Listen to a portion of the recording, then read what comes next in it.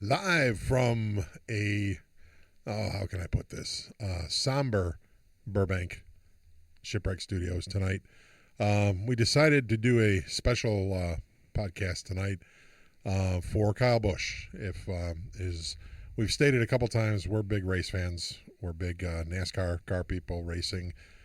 Follow the sport for many, many years. So we wanted to do a tribute podcast tonight to talk about Kyle Busch, talk about memories with Kyle, talk about feelings about Kyle, and make it all about him.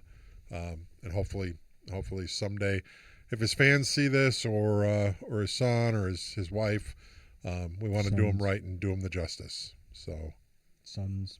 No, he's got a little boy, and a little girl. Yeah. Oh, 1 and 1, whatever. He's got 2 kids. Yeah. He's got. I think Braxton Busch is 11, and the little girl is 4, something like that. Yeah. So, for those who don't know, I'm sure you know by now because it's been all over the media. Kyle Busch passed away Thursday, and suddenly, from a very seems like sudden illness. A lot of speculation going on out there, which I think is not right. It's not. Leave the family alone and stop telling your opinion of how he passed away.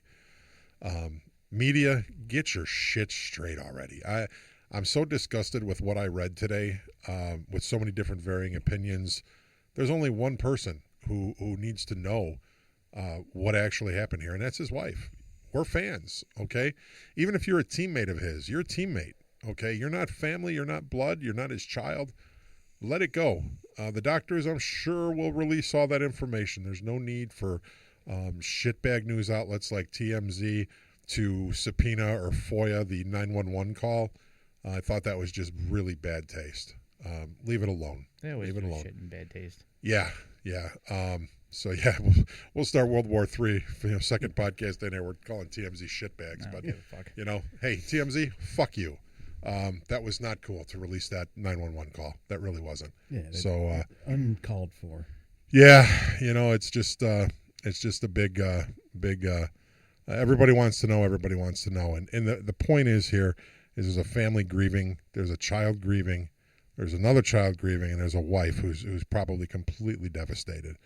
And that's family. That has nothing to do with racing. That has nothing to do with celebrity. That has to do with the love of your family. And I really do think from the things, now I didn't know Kyle Busch. I didn't hang out with him. I never had a beer with him. Matter of fact, I don't even think we ever interacted at the track when I was there. I've interacted with many drivers, but I don't think he was one of them. And funny story, I grew up hating him. I liked him when he was Kurt Busch's little brother coming into the series. I liked him when he got signed to Hendrick Motorsports. And when he went to Joe Gibbs, I hated him. Because at that point, he developed his personality, and he became the villain. He became the bad guy of NASCAR, the bad guy of racing. So, funny thing, 2008, he wins at Chicagoland. I'm in the stands booing him. 2018, he wins at Chicagoland again. I'm in the stands cheering for him because he converted me. I like the young, brash, tell it like it is, go out there and kick ass, drive with the ferocity of a lion. I mean, the guy was great, So we're here tonight to just talk about some Kyle memories and honor him, pay tribute to his family, give our sympathies, and just talk a little bit of racing, a little bit of Kyle Busch tonight. God bless you, Kyle. Rest easy. Yeah, I kind of share your sentiments about him in the beginning. He was a little bit too snotty for me, but I didn't really mind it as much as some people do. But he is one of those drivers that you love or hate. And with that, I was pretty much going to say what converted me was after he gotten injured, and he came back from the injury, and I don't remember the race, but there was one of the races soon after he just got back that he got put to the back 3 times and came to the front all 3 times.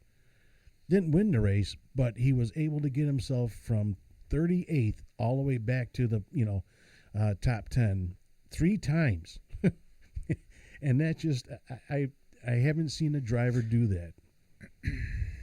Yeah, he was an amazing amazing race car driver. That kind of talent doesn't come around all that often. I truly believe in my heart of hearts that if he would have had top-notch equipment his entire career, he would have had many more championships. I mean, the guy literally, I think it was 239 wins between the Truck Series, the Cup Series, the Nationwide Series, Busch Series, whatever you want to call it. The three major series of NASCAR, he is the all-time winningest driver with like 239 wins, which is absolutely amazing to do that. Yeah. And that's where he kind of really won my respect, was in the Truck Series, because I really like the Truck Series. And I think it's harder to drive in that series to a certain point because there's a lot of knuckleheads in that series you got to look out for. And the equipment, the trucks are much more cumbersome. They're not aerodynamic like a car is. So I think, that series is a little rough. And he excelled in it. I mean, he dominated that. When he brought out the truck, the best you could hope for is another driver is second place because he was winning it. He was definitely winning it. So to add on that truck note, 2 weeks ago, when they raced at Dover, he won. Now, everybody's saying, oh, he's washed up, he can't drive the new car, whatever. He went out and dominated at Dover in the Truck Series. Yes, won by, like, the full straightaway. Yep. And he became the top driver as far as leading laps at Dover with over 1,100 or whatever like that. Yep. And that's remarkable on itself, but even more remarkable, it was only in like 10 races. Yep. Yeah, man. He was a remarkable talent. I mean, my dad loved Kyle Busch. As I would be in the stands sitting next to Dad booing, Dad would be cheering. and we would always argue. We'd be walking past the souvenir trailers, and he'd be like, hey, I'm going to go stop at the Kyle Busch trailer. I'd be like, oh, I'm not going over there. And now I kind of regret it because I probably should have bought more Kyle stuff back in the day, but I have plenty. Yeah, I do have a lot of Kyle stuff actually, but it was pretty cool. It was that rivalry he was good for the sport, and I used to tell people as much too as be like, oh, I hate that guy, but he's really good for NASCAR. He's really good for racing. Well, he's really NASCAR good. always has to have a villain. You're right. There has to be a villain out there. There has to be someone you love to boo, that the fans boo. That's not a Bubba Wallace. You know what I mean? It's booing for a different reason. It's booing for a different reason. But Kyle was unique. He brought the haters and he brought the fans. And I used to see just as many people in the stands booing, and there were just as many cheering. He was one of those drivers that split the mix, and you don't see that nowadays all that much. No, and his bow pretty much said it all to everybody. Yep, I love that. Well, I remember the one time he got out of his car in Chicago, and the boos were pretty loud, and he does this to the That's fans, like one of the iconic things that they show on his Yeah. clips. Yeah, we were sitting where we had great seats for that by the start-finish line, and we had a great view of that. And I just laughed, and the people next to me were like, "Fuck you, Kyle!" And it was like, and I was just cracking up because I'm like, "Yeah, I don't care for him. It's 2008. I don't like him at all." But man, the dude is he knows how to get a crowd, man. He was a front man. He would have been a singer in a metal band. He would have been a great front man, man. He was a David Lee Roth in NASCAR. He knew how to stir up the fans. He knew how to stir up the emotions. And he knew how to drive, man. There's no doubt about that. My dad used to always say, if I ever win the lotto and get my own race team, I'm hiring Kyle Busch to drive my car. Well, I think he realized the fact that hate is just as much as love because you're getting recognized. What do they say? Good publicity is better than no publicity at all. Yep. Or bad For everyone who talks bad about you, there's going to be two people that talk good about you. And he thrived off of that. He really did. He's got to get a better sponsor for his kid's car, though. I'll just leave that out there. So you guys have been into NASCAR more than me, or a lot longer than me. And I finally gave in and started watching it because we would be over at Mike's house, and it would be on, and you guys would be watching the race, and I kind of would be there just not really knowing what was going on or whatever. Truthfully, the one driver that I gravitated to without knowing anything at all was Larson when he was driving the Target car. Larson, yep. And then I got my job now, and everything changed. plus him winning the championship after with the injury and stuff, and like the race that you said where he came back from the back 3 times. Met him at work on a meet and greet. Everybody that I talked to before that was like, oh, he's kind of like stuck up and doesn't want to talk. And it was farthest from the truth when we had the meet and greet. Answered questions. I was in line and they said, oh, you can ask him a question first and then we're going to, sign stuff and take pictures and whatever. So I'm like, what kind of question? I'm trying to think. So there was something that I heard, and it was between him and another driver. I can't remember what it was. And I asked him that, and he's like, well, why don't you go ask that other driver? Like, sarcastically, like jokingly. And I thought he was like pissed off at me because I asked that question. And then when I actually like went up there and took a picture with him and signed stuff and that, he's like, explained why he said it. And he was like the coolest guy. And it was better for me to meet him than like any of the rock stars I've ever met. That's cool. And it's cool. Weird because at that time I was only in a NASCAR for like 2 years. So what did you ask him again? What was the question? I don't even remember what the question was now, but it was something that I heard, and I think it was with Happy. Oh, okay. It had something to do with Happy, and I can't remember what it was. It was like some kind of feud or something they had, or he made a comment about Kyle or something like that. I don't know. Oh, he feuded with everybody. He feuded with Happy Harvick. He feuded with Keselowski. He feuded with Hamlin. Chastain. Chastain. He feuded with everybody, which was cool. I mean, if you're gonna be the villain, man. I always talk to young kids, young musicians, and I'm like, hey, if you're gonna be a rock star, man, and be a villain. Be a villain. Go out there and piss people off. If that's what you want to do. And Kyle Busch was damn good at that. He got the emotions stirred, man. But my funniest moment with him was after a Charlotte truck race, and he was sitting in the interview, and they asked him the question, and he was like, they're like, so Kyle, how did you get from the front to the back tonight?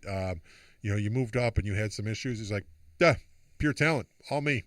My crew didn't do anything to help me out tonight. They were basically stagnant, and the splitter on the truck, my truck was complete garbage. I got there because I know what I'm doing in my drive. And it was like, it was shocking. It was so shocking to hear like a driver be that cocky and that just matter of fact. And he was so pissed off at his crew for whatever they did that night. And he called them out on the carpet, man. I imagine that they were pissed at him after that one, but that's racing, man. And then you shake it off by Monday and you go back to building another great car for the next weekend, man. And that's what he did. And the other interview I saw with him was, I think it was Arizona. It was the Phoenix race. And they were asking him questions and he was just replying. He goes, well, I can hardly wait to get back in my car in Phoenix and have a good race and have a good run. Something to that effect. And they're like, but Kyle, what about blah, blah, blah, blah, blah, blah, blah? And he's like, I can hardly wait to get back in my car this weekend and run and have a good run here in Phoenix. And they're like, well, Carl, what about the rivalry about this, that, and the other? And I can hardly wait to get back in my car this week. And it was, he gave like the same answer like 5 times. You can find this stuff on YouTube. Just Google Kyle Busch pissed off moments or Kyle Busch funny interviews. Yeah. And then the other one where he was like, I'm just here so I don't get fined. Yeah, I'm just here so I don't get fined. Just here so I don't get fined. He was brash, man. And that you got to love it. You got to love that. That was priceless about him. But that was one of the things I didn't like about him was his crybaby-ness. I heard plenty of that. Yeah, he was always crying, but I guess that just added to his persona, being the bad guy. And, there were times that he would blame the team, for, screwing them up or whatever. And, yeah, I get it, but, a lot of drivers don't do that. Your team has had a hard day. They know they screwed up. They know they're going to hear it Monday morning. And, for a driver to put it out on TV like that was a little bit if Dale was alive, he would have had words to say about that. I think you had 2 totally different guys there. But the thing that runs the same is the level of skill. I mean, they were both wheelmen, man. They knew how to drive cars. Yeah. Did Kyle no do the double? Did he ever do the double? I know John Andretti did the double.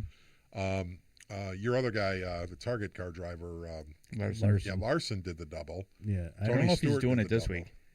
No, I don't think anybody is. Somebody told me Catherine Legge. I heard there was a woman going to do it. Yeah, Catherine Legge was going to do it, but I don't even know what Cup car she's in, or anything like that. But yeah, it's like this Kyle Busch news. I went online. I was checking my messages, Facebook or whatever, and I saw the post from Samantha Busch saying that he was in the hospital. Play for him. He's not going to be participating in any events over the weekend.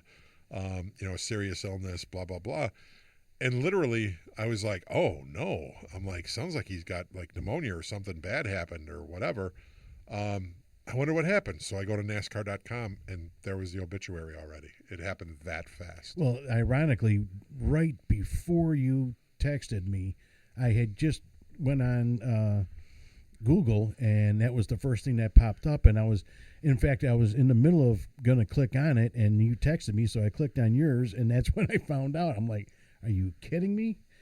It's a shock. I mean, it's a shock when anybody passes, but it's a shock even when you look at them, from the a couple days before to, I knew that he had asked for a doctor in the car, and but you just think it could be anything, little carbon monoxide poisoning, That is, see, there's what I hate about the media. That is not a big deal. Right. That is totally not a big deal. So many drivers have requested medical attention after a race. Right. And it's due to things like dehydration. It's due to things like vertigo. What he was requesting the doctor, now I had heard this stuff. I have some feelers and some people in the racing community, so I get a little bit of information. I don't know if it's 100% accurate, so don't hold me to it. But this is what I had heard, was that he had a sinus thing going on. And Watkins Glen is a road course, and now mind you, this was 2 weeks ago. Right. So when he was doing the road course, turning those G-forces in the corners of a road course consistently, really knocked havoc with his sinuses and like kind of a vertigo kind of situation. Where that's why he wanted the doctor, he was really feeling off because the combination of a sinus thing going on, along with the G's from pulling all those turns and all those lefts and rights, and road course racing is totally different. But then, an entire week went by. They go to the Charlotte track, and he wins in the Truck Series convincingly. Dover, yeah. Dover wins convincingly, by literally a straightaway. So where was the he didn't ask for a doctor as far as we know. At that point, he got out of the truck. He gave a great little victory speech. At the end of that, though, he was still sick because he did one of these and either sneezed or coughed into his elbow. And hindsight, you can say, oh, yeah, he was still sick. Well, then, I guess it was Wednesday. He was at the race shop at the GM test facility next to Hendrick Motorsports, and he was in the simulator. And all of a sudden, he'd taken ill, and that's when they called for the ambulance. And things deteriorated that fast, which, I mean, you could speculate all day long. I refuse to do that because it's not proper. It's not good. It's not respectful for him, his memory, or his family to speculate. We'll get the information if the family chooses to release it. And right. That's that. Absolutely. Our purpose as fans should be to honor him, remember him, smile about him, and continue to tell his stories for many, many years to come. And we know that his son is definitely following in his footsteps. I hope so. I hope this doesn't, because it wasn't racing that took him. It was an illness, and I hope his son continues in his footsteps. And, he does have his uncle to help him along the way. And, I look forward to watching him. I'm actually a fan on his Facebook page. Huh? I'm part of his fan club on Facebook? Yeah. So that Tuesday after Dover, in the timeline, he actually went to with Andretti to open a go-kart track. Yep. Like everything was normal. Yeah. And then Wednesday was a simulator thing, and then maybe I don't know. It's just weird. Yeah, I mean, it just goes to show you, man, how fast life moves. That you can be walking, talking 1 minute, and what's eerie is what happened to him was very similar along that same timeline of what happened to my dad. So I mean, like I said, you can sit here and speculate all night long, but fact of the matter is, what happened, and we're here to honor him. We're here to share the memories, share a couple laughs, the stories we knew about him. And honor his memory, because he deserves that. He was definitely, if you're a NASCAR fan, you know the name Kyle Busch. There's no ifs, ands, or buts about it. You know the name Kyle Busch. And whether you laugh about it, whether you cry about it, whether you want to punch it in the mouth, he was a racer, man. He was a racer. But what was your favorite paint job of the Kyle Busch cars? I can't do just one. But let's do top three. We'll start with you, Mike. We'll put Mike on the spot here. The Halloween M&M's car. Which one? All of them. Nice. Yeah, I'm a Halloween freak, so of course, that one's going to be it, or those styles up. Obviously, I'm wearing the Monster, and that's because of his team in 2012 and 13. Yeah, right around there. In the Cup Series, or in the Cup Series, Xfinity Series, or whatever it is called now. I don't even know what it's called now. O'Reilly Series. O'Reilly. I'm sorry, O'Reilly. Yeah. I just realized that Cup doesn't even have a name. They stopped after. Well, it used to be the Monster Energy. Yeah, that was the last one. That was the last one that had a name to it. Anyway, sorry. Yeah, they. Yeah, I think. He had a lot of paint jobs. I was actually flipping through. I have night. Most of them at home. Yeah, you do. You have probably the most extensive Kyle Busch collection out there. You have, I believe, you have almost every car he ever drove. How many are you missing? Like 3? The Halloween ones, yeah. And then you're missing the Star Wars car, right? The Star Wars car I'm missing. There's a couple other ones that I'm not really sure that he actually raced. Like there was a cancer one for some lady, and the car was pink, and it was pink and white M&Ms. I don't know if he actually drove that or not. There's a couple out there that I don't have though. Yeah. How many autographs do you have? I'd say at least 5. Nice. No, maybe probably more than 5. I got a couple cars, a couple hats, the M&M's jacket, and then I forgot that I got what's the gas that they use? Sunoco? Yeah, the flag. Oh wow! And he's got an autograph on it. That's a nice piece. So I have at least 5, probably more, a little more than 5. You should frame that flag. Go to Hobby Lobby and have that thing framed. That's a cool piece. I wanted to frame the jacket, but it's pretty fucking big. Nice. I don't have no room. I'd have to move Star Wars stuff out of the way. Nice. Yeah, I have an autograph card from when he first started in the series. I had a card autographed by him when he was with Hendrick. But yeah, he was unique, man. He was definitely unique. My 3 favorite paint jobs would probably be there was a red, white, and blue Skittles car he drove. I got it. That was a good looking car. And then there was the zombie car. Skittles zombie car. I got that one too. That was a cool one. And then, believe it or not, I'm going to throw a curveball out here because the Halloween cars were a given. That was something that M&M's really did a good job with. Sponsorship was changing the paint jobs for him with the Halloween cars. So we're just going to throw the Halloween cars. That's a given. The Ethel, it was the high end chocolate brand. The Ethel M car. I really like the Ethel M car. That's a nice one. I like that. That was a nice color. It was like a green. It reminded me of 70s Chevy green. Yeah, it's like a mint color. Yeah, almost, exactly. But that was a really, really cool car. Yep. That I thought was cool. The Ethel M car.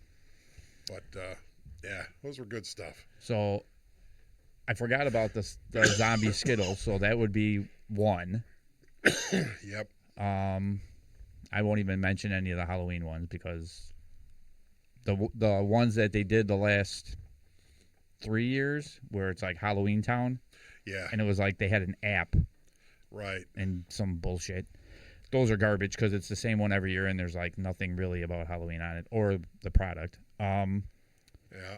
So the Skittle Zombie, I forgot what year it is. I have the one after. I don't have the Atlanta Win one, but it was the same paint scheme. It's a Snickers one, but it's all white. All right. But I remember that But the one. paint scheme is flamed and diamond plated. Yeah. It is Yeah. so badass. I don't have the actual Win one. I have the one that he drove the year after. Nice. That one's pretty badass. And then there was the double mint one's cool, but I like the Kellogg's one with Tony the Tiger. Yeah. That one's pretty cool. Well, that I was don't from have the- any of those. That was from the Hendrix days, right? Yeah, I don't have any of those. Oh, and a Star Wars car. He drove a Star Wars car for Episode 3 or Revenge of the Sith or whatever. Oh yeah, And that was a cool looking car. I'm shocked I don't have that one. I don't think I've ever seen that one actually. Yeah, that one got by me, and I don't know how because I always have all the Star Wars cars. I like the what I just thought of was the interstate. Like doing research on the fly. Yeah, no, because I can't remember all his I cars. know. But the interstate one with the lightning all over it, That was a good. that was car. a sharp looking car, and you saw it on the track. Yeah, There was no yeah. missing I that didn't one. like that one. Oh no, that one was cool. I didn't like the one that looked like tiger stripes. That one was No, that was kind of the one that was the best one out of the interstate one. It's a white one, and then the hood looked like it was getting peeled back, and the interstate logo was coming out of it. That one was the best one. He also had the American flag car, Yeah, which I thought I liked that. But I mean, those guys always have the best cars anyway. yeah. M&M's was a great sponsor for him. You're welcome. Oh, you're part of that. When they left, I was really bummed out. I'm like, how could they abandon NASCAR? How could they abandon the race team? I thought they were going to come back. Yeah. You know what would be cool? Honestly, in a perfect world, in Ed's perfect world, get that shitty green color off Brexton's car and make it an M&M's car. Make it M&M's. Step up, sponsor Brexton when he comes into the series. I mean, Be his lifetime sponsor. M&M's, here's your shot. You can be like GM Goodwrench. You could be like STP. You could be like DuPont. Bass Pro Shop. Bass Pro Shop. Sponsor Brexton from start to finish. There you go. That would be. You know. I'll have to put that in the suggestion box. Yep. Not that anybody pays attention, I think, but You never know. You never know. M&M's. This is your chance to shine. You upset a lot of NASCAR fans by leaving the sport. Now is your chance for redemption. And from what I hear, the demographics, NASCAR's on the uptick now again. Yep, Seems they like are. it. So, things are getting good with racing. Things are getting good with NASCAR again. So, break loose with some bucks, M&M's. That the nice thing about the M&M's cars or the Skittle cars and Mars cars or whatever, they were colorful. Yeah.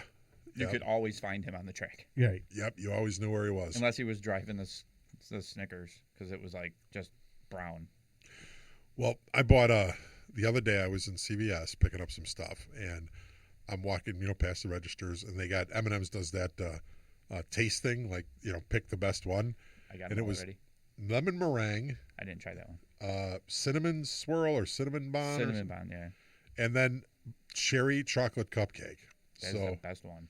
oh my God! So well, here's the other thing that I don't usually buy M&M's. I don't usually buy candy. But How you dare you? You got me a cherry chocolate cupcake, so that was coming to the register with me. It was like $6.99 for a bag of M&Ms. A regular bag of M&Ms? A regular, well, the shareable one, Yeah, the bigger bag. Not, it wasn't a snack bag or whatever. Right. It was. But I'm like, when did M&Ms become $7? When I used to buy these like years ago, they were like $3.49. When everything became expensive. Yeah, I'm like, for a bag of M&Ms, really? Then I got them home and I put them in my office and I didn't share one. I kept them all in my office and devoured those, and it took me about 10 days. But I worked through that bag, I'm proud to say. But what was funny, guys, is every time I grabbed the bag from under my desk, and put it on the desk and open it up, I looked at the bag and I said, this would have made a hell of a cool maroon-looking race car. That would have been a fantastic race car. Well, and they did that because they had the fan vote car Right. for like years. Yep. So they probably would have had that. Yep. That would have made a really, really cool or race at least car. a quarter of it because there was 4 flavors. So there was it would probably been like 4. Yeah, you know what was the other 4 good parts M&Ms was s'mores. The s'more M&Ms. Yeah, that was good too. Those were good. Are those still around? No. No. I thought I could find a bunch of like cool ones when we went to the boardwalk at Disney. When we went to the M&M store. Yeah. There was a couple of cool ones, but I thought we were going to find a lot more different flavors. Yeah. But I kept thinking, man, a cherry chocolate cupcake M&M's car, that would have been rocking. So the best one now that he drove with Childress was the bourbon one. Oh, the Rebel bourbon. That actually sold out last night. I was keeping my eye on it. I didn't buy it because I never saw it race. So I'm like, this has no meaning to me. But it was a good looking race car. I have one of his cars with Childress. That's the oil one. Lucas Oil when he won. Yeah, I got that one too. His first win with Childress. Yeah. I think that's the only one I bought. Did you hear, though, the statement from Richard Childress Racing today? About suspending the 8? Yeah. Yeah. Yeah. That's awesome. Richard Childress is a class guy. I got to admit, that guy he is the epitome of NASCAR. I'm so still salty about the corporate executive from NASCAR that called him a hillbilly or redneck or whatever. Right. It's like Richard Childress has more class than anybody sitting in that NASCAR boardroom, period. You heard it here first. Childress is old school. He's like Richard. You know, he grew up in that same era. Richard Petty, Childress, all those guys, Penske. These guys they're businessmen, but they're also honorable men. But I mean, come on, you're calling him a hillbilly. NASCAR was fucking put together by a bunch of hillbillies, right? Yep. That's how it all started. So moonshine. Exactly. You're a jug of moonshine. Jug of moonshine. So calling him a hillbilly is that's just stupid. Yeah. Like it makes no sense. I was hoping Richard Childress would have walked in that office and just beat the shit out of him, but he probably could have. He would have. He could have. I think in his younger days he might have, but he handled it with class and dignity, which was really cool. Could have sent Kyle in there. But you know, I think too. I think he needs a shout out that, like, you know what? It's like that team, RCR, has been through so much. You know, losing Dale Earnhardt was a blow to them. You know, the Dillon boys came in. Success. Moderate, you know. I mean, they had moderate success, but it wasn't the days of Earnhardt anymore. And then Kyle Busch came in and really kind of, I think, improved the program. But they were still hitting some snags. But then again, General Motors, I don't think was giving the support that they did back in there. I think there's reasons for that other than driver talent or engineering money being spent by the team. I think some of it has to do with the sponsors. But neither here nor there. I just want to give Richard Childress a shout out. That, man, love and respect for you, man. You're one of the best owners I think ever in racing, and God bless you. And man, it hurts to see what your team went through, but to suspend that number like that and then say that's going to be Brexton's number, that was pretty cool of you, man. It was really kind of cool. Yeah, very, very awesome. We need more people like him, or teams like that, and what have you. And it's going to be interesting to see what the race is going to be like this weekend. Yeah, it's going to be sad. I think it's going to be a somber moment, and I'm sure NASCAR's got some type of tricks up their sleeve. For, did you see what Indianapolis did? Yes, I saw that. Yeah, Indy. Hats off to Indy. That's the one thing about the racing community. Why I've been a fan for as many years as I've been a fan is it truly is a community. You will have your spats, you will have your drivers, you will have your rivalries, but at the end of the day, we're all race fans. And yeah, I've had a couple of incidents at NASCAR tracks where I wanted to stomp a mud hole in somebody's keister, but for the most part, though, the fans have been wonderful. It was probably pretty much alcohol fueled. Well, I'll tell you. The one story was we were leaving and it was raining and it was Chicagoland Speedway, And somebody decided that it would be funny to spin their tires and spin mud all over everybody's truck in the row that I was parked in.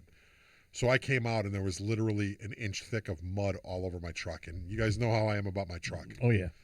You don't drive it. My dad was actually scared that if I found the person that did that, I was going to pound them head first into the mud, which I would have if I could have found them. But I couldn't find them. It was, it's impossible. Yeah. I'm still salty about that. And the second time was, this was a funny one.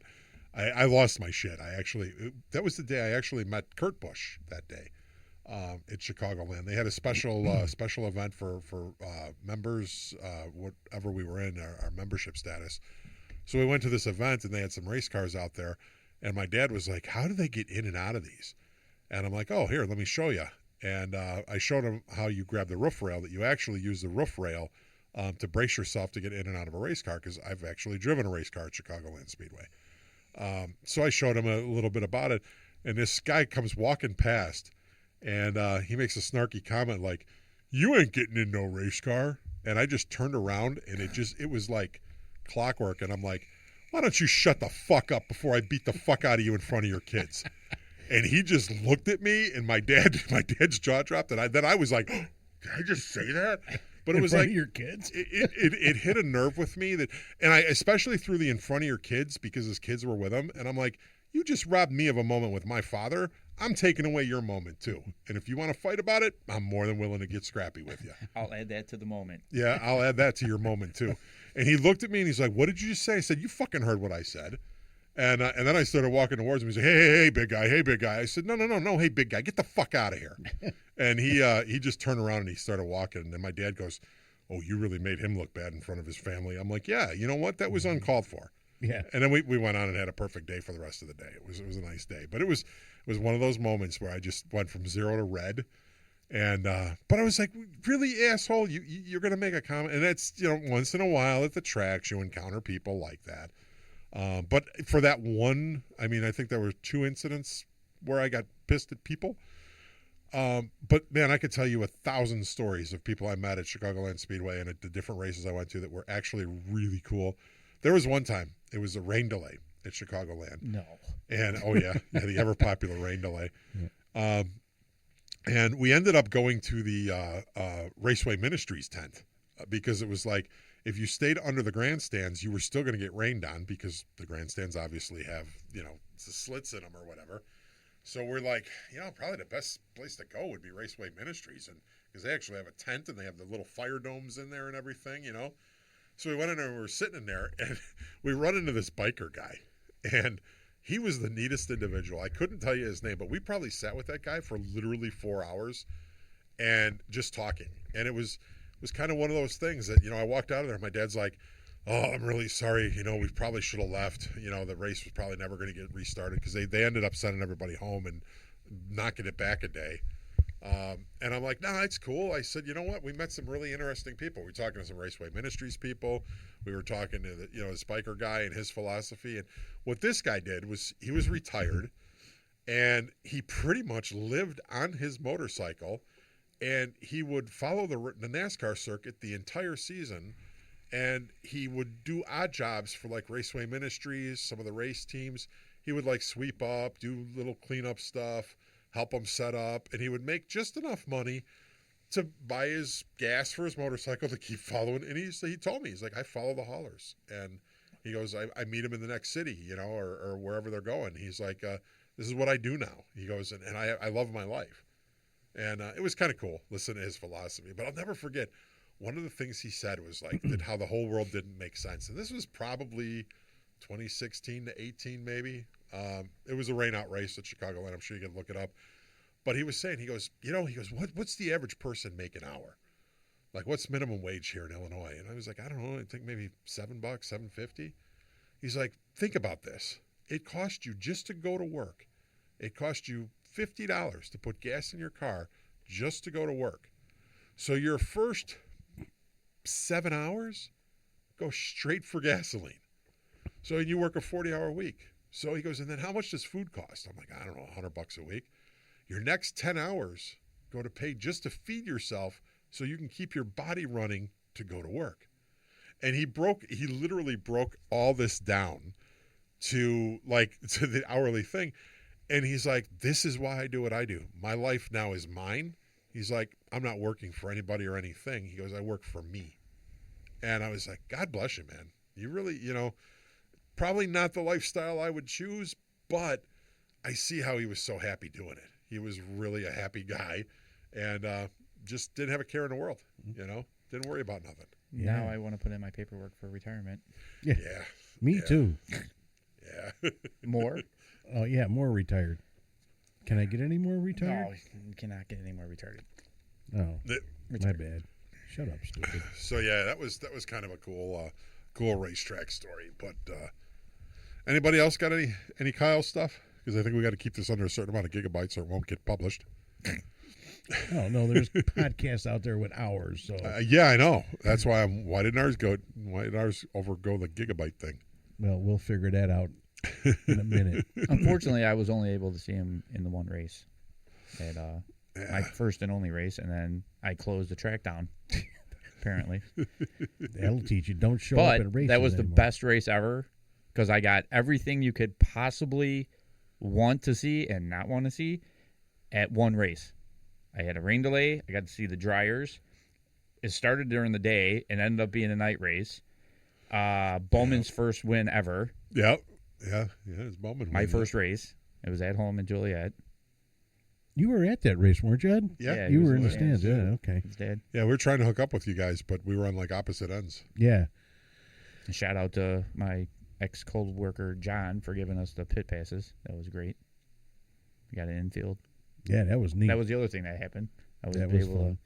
Did you have to walk up and down that big giant staircase to get to the infield? No, it's like we came through the field. We came through under the tunnel. Yeah, we got a ride there. Yeah. Oh, when you have to walk, there's this staircase that's like we did walk in the rain delay, so we weren't getting drowned. Yeah, I was there the year. I think it was the first year. It was when Tropicana was the sponsor.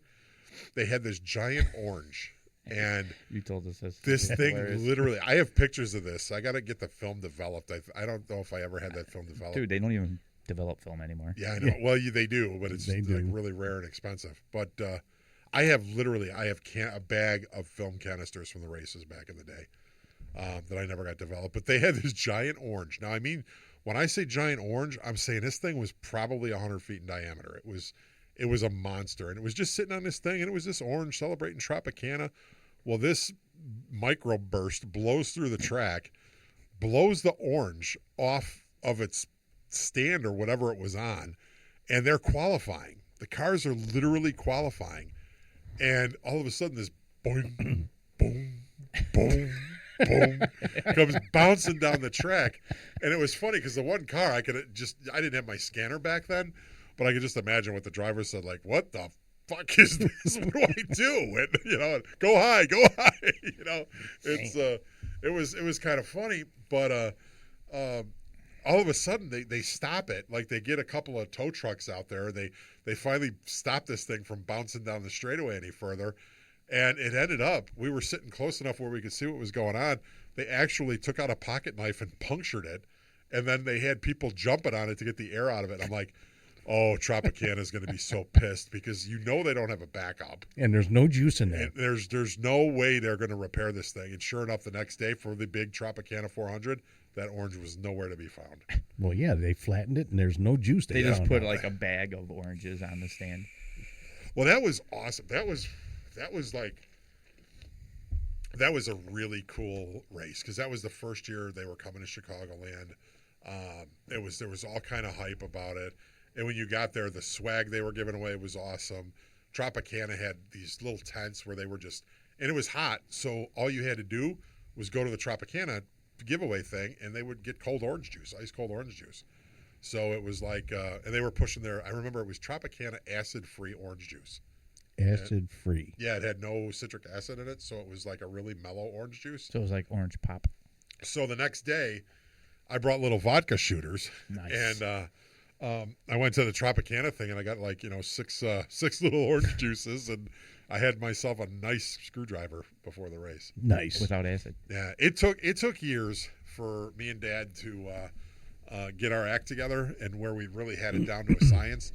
Because I remember that first year, I'm like, Dad, it's going to be like Vegas for us. We're gonna have a blast. We're gonna, money's not an object. We're gonna go do everything we want to do, buy anything we want to buy. This is our Vegas. We show up, and my dad and I were like, oh, look at this, Dad. They got lemonades, and it's really hot. Lemonade would be really refreshing. And they got a souvenir race cup. Let's get the souvenir cups. Dad's like, okay. I'm like, okay, cool. 2 lemonades. They hand us the 2 lemonades, take a sip of it. I'm like, damn, this is a really good lemonade. I'm like, how much do I owe you? And they're like, $28. And it ain't I'm that like, good. I'm like, wait, what? And I'm like, how much is the lemonade? And they're like, oh, those are $14. Are you fucking serious? I'm like, I looked at my dad. My dad was like, here, let me give you some. I'm like, no, I got it, Dad. But Jesus. I got to sell a kidney. Yeah, I'm like, really, $28? Well, then we got something to eat, like, because we were there all day, so we had dinner there. And our dinner was like $40 a person for like a hot dog, fries, and a pop. It was insanely ridiculous. So we figured out, and the next couple of years, man, we really locked it in and dialed it in, where we knew how to eat on a budget at the racetrack. We knew what places to go to get a good meal cheap. We brought our own food. We tailgated before and after. We had it down to a science, man. By the time they wrapped it up at Chicagoland, we knew exactly what we were doing. My favorite racetrack was Michigan. Nice. I Nice do track. like. I mean, I've never been to. There's 3 tracks that I want to go to: Dover, Watkins Glen, and Talladega. Those are the 3 that I want to hit. And but Michigan, man, I love the infield in there, and it's just an awesome track. Yeah, Michigan's a nice track. The ones I want to go to Talladega, of course. I really would like to see a race at Daytona, and I'd like to do Bristol. Oh, yeah, Bristol, too. That would be a cool one. Mine would be Bristol, the Monster, and the Paperclip. Ah, nice. Martinsville, right? Yeah, it's a little bit too close to each other in Martinsville. That's fine. I don't like people. Yeah, it's So move over. they pack you in, man. That's why you watch it on TV. Yeah. I remember at Chicagoland, man, they packed those seats. And then, like, when things started to fizzle out for NASCAR a little bit, they actually widened the seats where you were sitting. Because you literally, I think they made seats 18 inches. And I'm like, have you looked at NASCAR fans' booties? Because there's not a lot of 18-inch booties in NASCAR. I'd say they're more in a 23 to 26-inch range, Yeah, it was... Luckily, we got end seats. That was our thing. We had end seats, which was a blessing and a curse, because every year you would get the one. I hate to stereotype, but you get the one female that had way too much beer and had a very small bladder, and she would be up 30 times during this what would be the stages. But every caution, it's like, can you wait for a caution to go pee? It's like There's going to be a caution if I don't go now. right. Yeah. Those were funny times, but. And then I've been to Brickyard a few times, and Brickyard is I would recommend Brickyard to anybody to go see a race at the Brickyard, because that track is, I'll never forget walking in and going, wow, this place is huge. And I'm like, is this the straightaway? And the guy with me goes, this is turn 2. And I was like, oh my God. And it was so wild, because, they're doing their warm-up lap, and, they're coming by. And this was the time in NASCAR back in like 98, 99, where they were loud. They didn't muffle these cars at all. There was no PC, like, be concerned about people's eardrums in the stands. They could give a shit. They were running. And it was funny because, they come by and it's like, and the stands are all rattling. And then all of a sudden it's like, okay, green, green, green, green, green. And you hear the guy drop the flag and everybody. And then all of a sudden you hear all these engines open up. And then it's silence. It's like dead silence. And then you hear like sounds like bees off in the distance. And then all of a sudden it's like you see the snake coming around the corner, and it's like the stands are shaking and shit. And you're like, what the hell just happened? and it's like 200 experiences of that. And you're just like, oh my God, your adrenaline, the goosebumps are going. It's like, wow, this is cool. Well, I asked Lou this before, but I want him to say it on the air.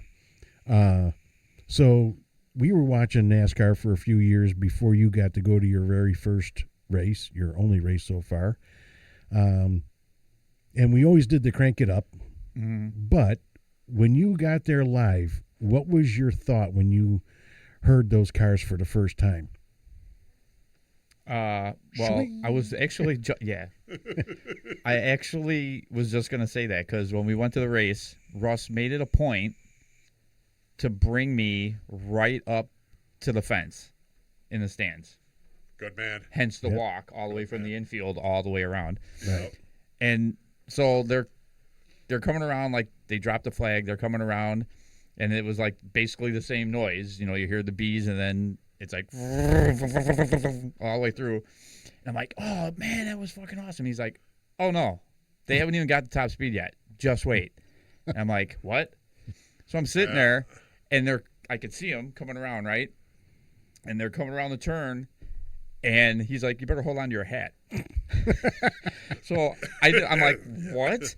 And he's like, yeah. I'm like, whatever. So they start coming around, and as soon as like the second or third row passes me, I could feel the pellets hitting me.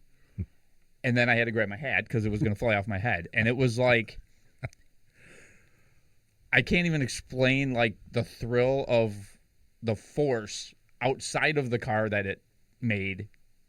I couldn't even like imagine what it would be like driving 200 miles an hour in one of those things. Yeah. Oh, well, you know what's funny? It's funny you should mention that is I was talking to a couple crew guys, and we were sharing the breeze about some stories. And he was telling me, he goes, oh, yeah, man. He goes, the super speedways like Talladega, Daytona, Michigan. He said it's funny. He goes, because like especially in the southern states, the ladies like to wear their sundresses. And they'll come up to a guy in the crew and go, hey, where's a good spot to watch the race? He goes, we put them right on the fence. He goes, and the next thing you know, he goes, it's like Marilyn Monroe, man. They're like trying to fight to keep the sundress down. And you know, he goes, just let it go. Just let it go. The crews are getting the show, and the girls get to see the cars. Yep. And hold their shit down. Yep, for sure. Oh, yeah. It's, yeah. It is something completely, it's unfathomable. It's unbelievable when you are at the track opposed to watching it on TV. I remember my very first time experiencing a race car was at Santa Fe Speedway. Yeah. Okay, and the dirt cars, and funny story with that. I do have a funny track story, and it was at the Santa Fe Speedway with my father. He took me to see the. I already know what's going. You know where we're going. Yes. Where this is going, but he took me to see the midgets and whatever.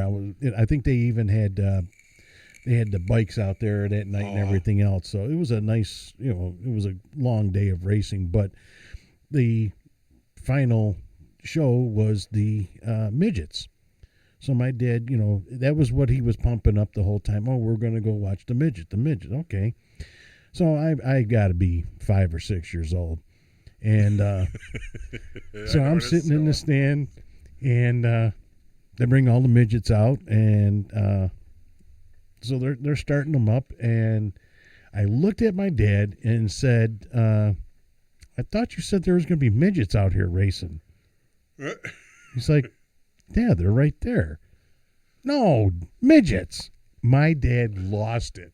He almost threw up everything he had that day for food. And I'm looking for little midgets running around. They're going to be racing. That's funny. They're going to be running around in the dirt. Don't tell a 5-year-old you're going to go see midgets. And, must explain. Yeah. That is too funny. But that was my my hook into racing. And for years I was a motor builder for race team, and I built Frankenstein motors for them because they didn't have the money to build real motors.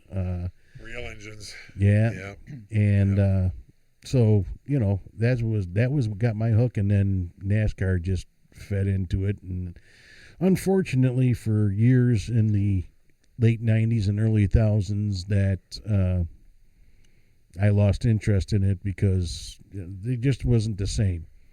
In fact, right after Dale passed away, it was pretty much over for me until a few years later, maybe 5 or 6 years later, and then started watching it again. But when I found out that Russ enjoyed NASCAR, we used to sit and watch the races at that point, and then we got Goofy over here involved, and that it's all your fault. Yeah, it's my fault, and I created a monster.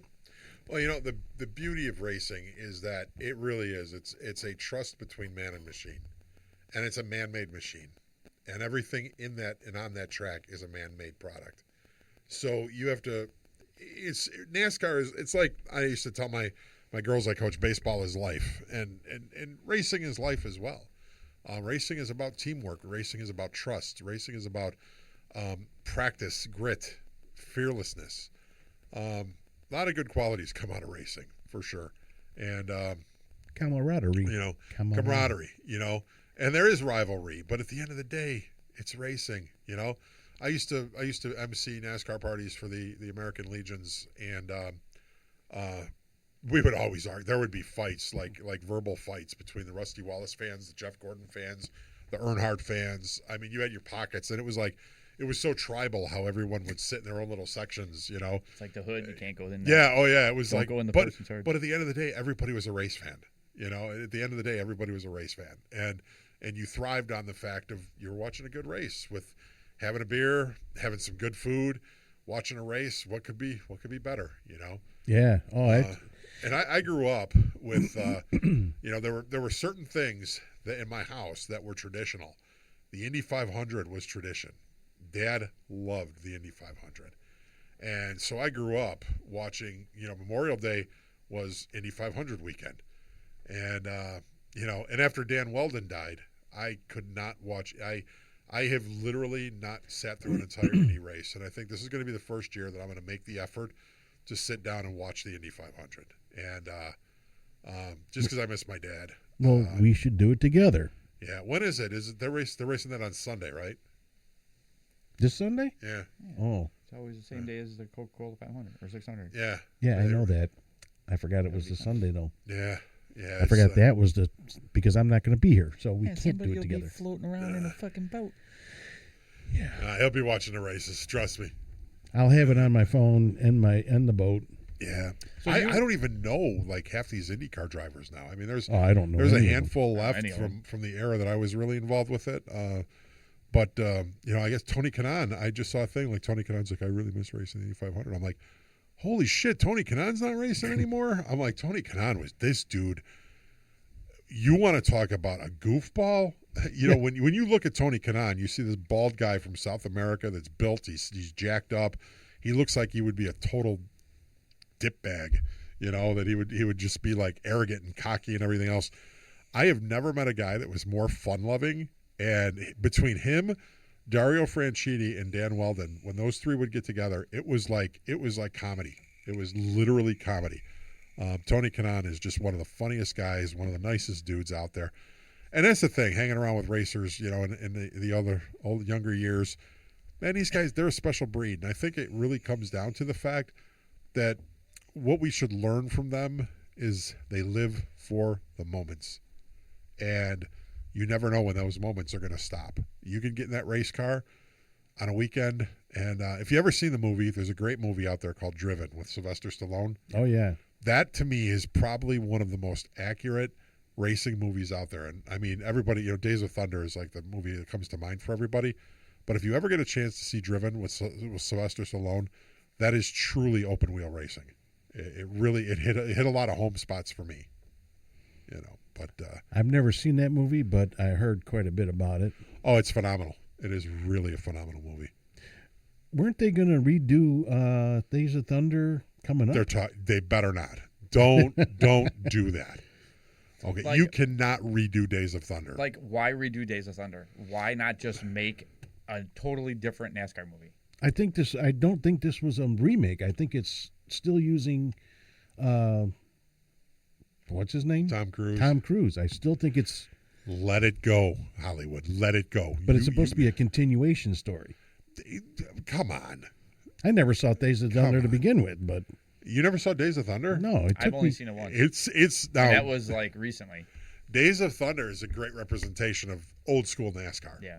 Great representation I of could it. But it's also, my opinion, it's one of the best movies ever made. It is spot on, entertaining from start to finish, and don't mess with that. What? This is the guy that was burning down Dale and whatever Tucker and Dale. Tucker and Dale movie the other day. Tucker and Dale was a B movie. It's still awesome. It was a horror movie. Best In movie fact, ever the made. funny thing is, he's not a B actor. Yeah. No, that Dale movie reminded me of The Toxic Avenger. It was in the same quality. Now, I'm not saying that it's a bad movie. I'm just saying it was. If you're looking for a B movie, what is it? Dale does what? Tucker and Tucker Dale. and Dale. Tucker and Dale. Tucker and Dale. I can't remember the rest of the title, but Tucker and Something Dale. evil. Yeah, I don't and remember. it's. I don't know. I could show you a bunch of B movies that are way worse. Okay, I hate to do this to the man because I love him as an actor, but Machete. Oh, come on. That dude's Machete's awesome. Machete is awesome. When they got to like 8 or 9, then they were kind of Wait, there's more than one Machete? yeah. Oh yeah, Really? There's at least 3. yeah. That's why I. Is it still got the same dude in it? That Yeah. ugly Mexican dude? At least the Danny second one Trejo. Danny Trail? Yeah. He's awesome, by the way. Danny, no disrespect, dude. I love Dan. I love you. Yeah. I think your movies are awesome. You should come on the show. There's really, seriously, there was more than one Machete? Yes. Oh yeah, At least 3. I did not know that. yeah. Yes. I did not know that. There was a horror movie. It had something to do in the title with Winnie the Pooh, and Winnie the Pooh's holding an axe. Oh, that's, yeah. That's a B movie. That's, yeah. You know what? And that's another thing. Don't mess with Winnie the Pooh, man. Don't drag Winnie the Pooh Wait a minute. into your shit. Here's. Hey, you fuck with this honey, he's coming after you. How about the bunny? The bunny. Oh God. Which one? I don't remember what the name of that was. The Killer Bunny Man or something? Oh, Jesus. Well, there was Cocaine Bear. I saw some videos last night. That's not a About B the movie because Cocaine that has like well-known actors in it. Yeah, it was a B movie. It was not a B It movie. was yeah, a B movie. it's not considered a B movie. Yeah, it's not considered. In my opinion. It's, and you could say it's a bad Ed movie. Siskel and Ebert say it's a B movie. Thumbs up. Yeah. In case you are wondering what the hell we're talking about B movies for, so me and Mike started it basically, and we would like have movie night, and for the most part, we'd end up watching B movies, and Mike would try to find the like worst, Most obscure shit on most the planet. obscure, terrible B movie that he could find, so we could watch it, and then we would like, what's that? Science. Mystery Science Mystery Theater. Science 2000 or whatever. That's basically what we were doing. We would like talk through the whole entire thing, Oh, whether my we God. saw it or not. And then Ed has been over for a couple of them, but that's why we're talking about B movies because that's kind of a fun thing to do. Was it me and you, Mike, that watched the Rob Zombie movie and we laughed through the entire thing? Yeah. And then we're like, Which one? The first one. It was they slaughtered a bunch of people in a hotel and lady gets hit by a car and the clown Ginger Lynn, the porno star, was in it. The clown was like, that was his girlfriend. That dude who plays the clown. And he had like skid marked underpants. He was walking around. It was everything in that movie. Was Devil's Rejects. Devil's Rejects. No, that was the Or House of a Thousand Corpses. No, this one was the Devil's Rejects. That was the second one. Yeah, the second one. It was me and Mike sat through that movie, and we were laughing hysterically through the whole thing. Well, after the movie ended, they had this trailer on there, and they were talking about how this movie psychologically affected people, and people were running out of the theater, and they were gasping, and they were having medical incidents and everything. And we looked at each other and were like, is there something wrong with us? Because I would say the first one was more freaky than the second one. the second one was just brutal with like It was like the mind of Rob Zombie. Ugh. Yeah, he. I wouldn't want to get messed up in that. Yeah. I don't want to live in his head. That's a His trap. house is amazing. Yeah, the It house is is, yeah. amazing, and his wife is amazing. Yes. Sharing. But man, yeah, I don't want to get caught in that trap. Wow. Yeah. I mean, come on. He had a haunted house, and a vagina opening was the entrance to the haunted house. It's kind of the same thing. Yeah.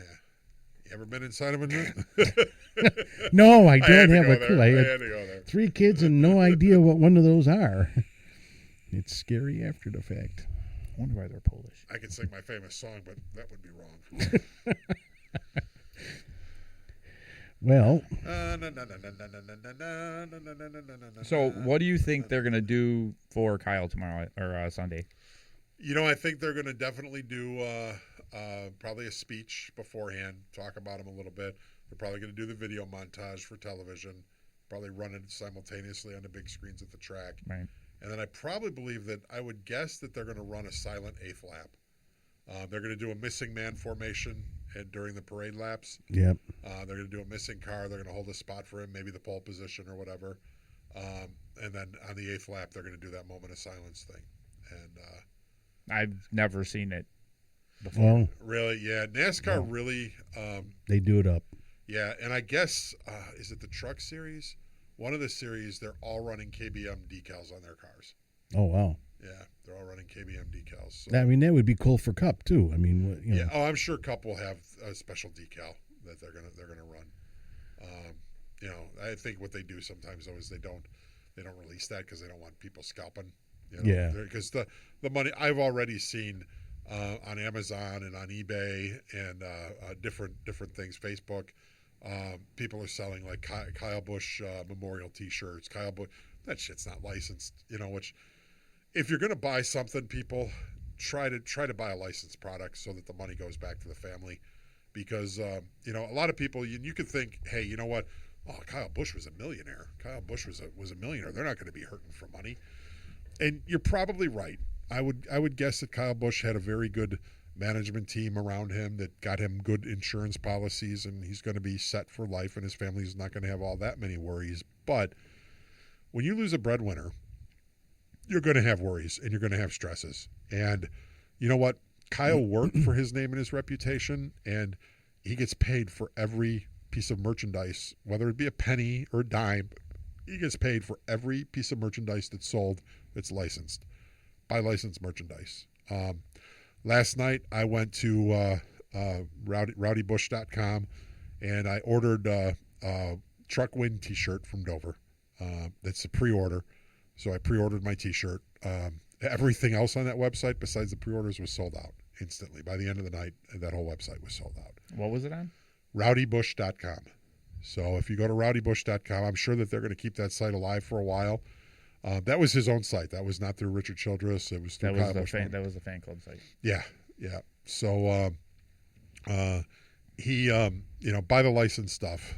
I just wanted a T-shirt to remember that last Truck Win and remember him for, you know, and support the family, basically. You know, when you buy something like that, you're supporting the family. When you buy, you know, a Windcraft product that's got the licensing, you're supporting the family. So I'm kind of mad I didn't get the Rebel diecast now. it's sold out. It's sold out through Lionel. It's sold out on his website too, on Rowdy Busch. It's sold out completely. I'll find it. It'll be out. You know what? People, once again, people were probably buying 10 of them. Well, yeah. And they're gonna resell them. But here's the kicker: is by the time that car comes out, this wave will be over, and hopefully they're not going to be able to take a car that sells for $11.99 and sell it for $100, because once again, the family got paid on $11.99. There's no reason you should be making money off Kyle Busch's There you death. go. So People will do it. if you're doing that, you're a shitbag. Yeah, well, I refuse to buy from shitbags. Right? Exactly. Let them. That's why I give you my stuff for free, Oh, you're so kind. because I wouldn't get paid. Right. Yep.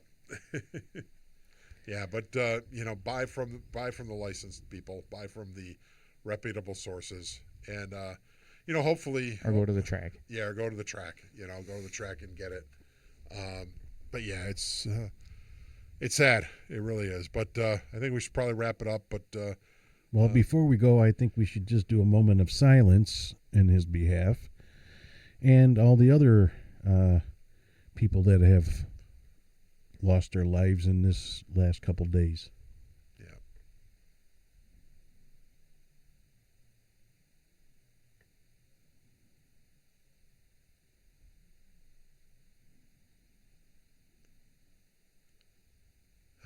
All right, guys. All right. Listen, this is a good show. No, listen harder. Anyway, this was a good show, and hope you guys enjoyed it. Look for us next time. And with further ado, I'm Mike. I'm Lou. I'm Ed. Buenos noches, y'all. Good night. Enjoy some racing this weekend. Oh, yeah.